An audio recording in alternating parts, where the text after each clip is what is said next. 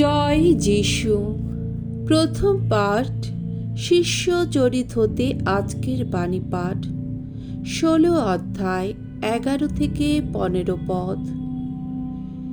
Philippe নগরে লিদিয়া নামে একজন ঈশ্বর ভক্তা নারী পলের উপদেশ শুনেই দীক্ষা স্নান গ্রহণ করলেন।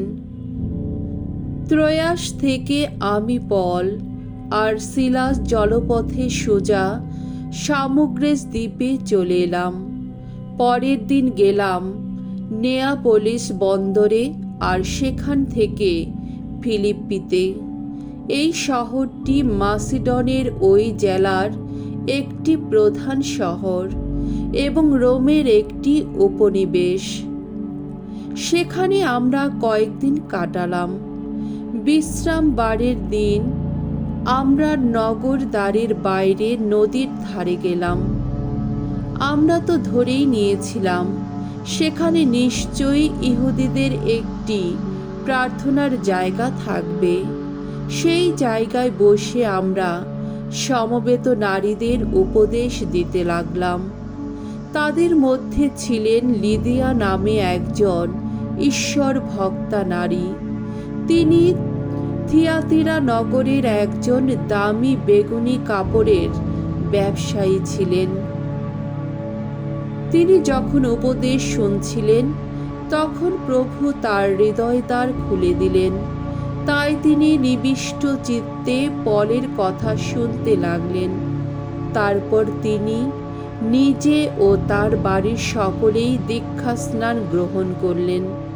তারপর আমাদের অনুরোধ জানিয়ে তিনি বললেন, আপনারা যদি সত্যি মনে করেন যে আমি অন্তর দিয়ে প্রভুকে বিশ্বাস করি, তাহলে আসুন আমার বাড়িতে এসে থাকুন আপনারা।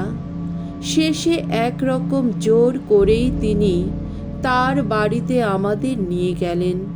প্রভুর বাণী। ঈশ্বরকে ধন্যবাদ। সাম সঙ্গীত 149 অধ্যায় 1 থেকে 6 পদ এবং 9 পদ। ধু ভগবানের যত আনন্দ ভক্তজনকে ঘিরে। ভগবানের উদ্দেশ্যে গাওয়া নতুন গীতিকা, ভক্ত সভায় গাও তার শ্রুতিগান।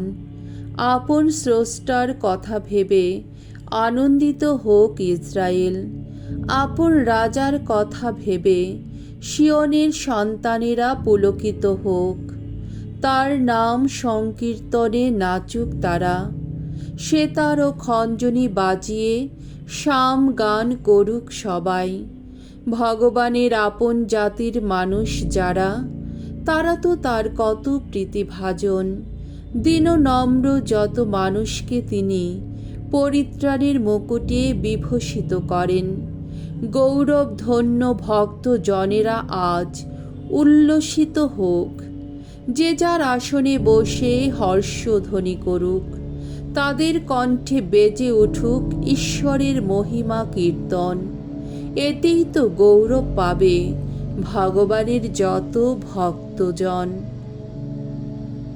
বাণী বন্দনা। জয় মৃত্যুঞ্জয়, জয় তোমারই জয়। সেই সত্যময় আত্মা যিনি, আমার হয়ে সাক্ষী দেবেন তিনি। সাক্ষী দেবে তোমরাও যারা আমার ভক্তজন।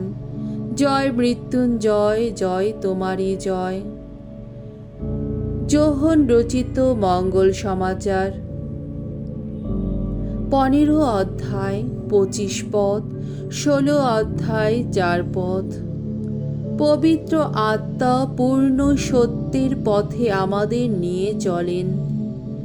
এই জগৎ ছেড়ে পিতার কাছে যাবার আগে যিশু তার শিষ্যদের এই কথা বললেন, শোনো, সেই পরম সহায়ক যাকে আমি পিতার কাছ থেকে তোমাদের কাছে পাঠাবো, সেই সত্যময় আত্মা, যিনি স্বয়ং পিতার কাছ থেকেই আসেন, তিনি যখন আসবেন তখন তিনি নিজে আমার সপক্ষে সাক্ষী দেবেন। তখন তোমরাও সাক্ষী দেবে, কারণ তোমরা গোড়া থেকে আমার সঙ্গে রয়েছ। তোমাদের আমি এই সব কথা বললাম যাতে তোমাদের বিশ্বাস টলে না যায়। একদিন সমাজ গৃহে তোমাদের আশা বন্ধ করে দেওয়া হবে। এমনকি এমন সময়ও আসছে যখন যে কেউ তোমাদের হত্যা করবে সে মনে মনে ভাববে এইভাবে সে ঈশ্বরের সেবাই করেছে। আর তারা যে ওসব করবে তার কারণ হচ্ছে তারা পিতাকেও জানে না, আমাকেও জানে না। তোমাদের আমি এইসব কথা বললাম যাতে এসব কিছু ঘটার সময় যখন আসবে তখন তোমাদের যেন মনে পড়ে যে আমি তোমাদের তাই বলেছিলাম। প্রভুর মঙ্গলময় বাণী। খ্রিস্ট প্রভু তোমার প্রশংসা হোক।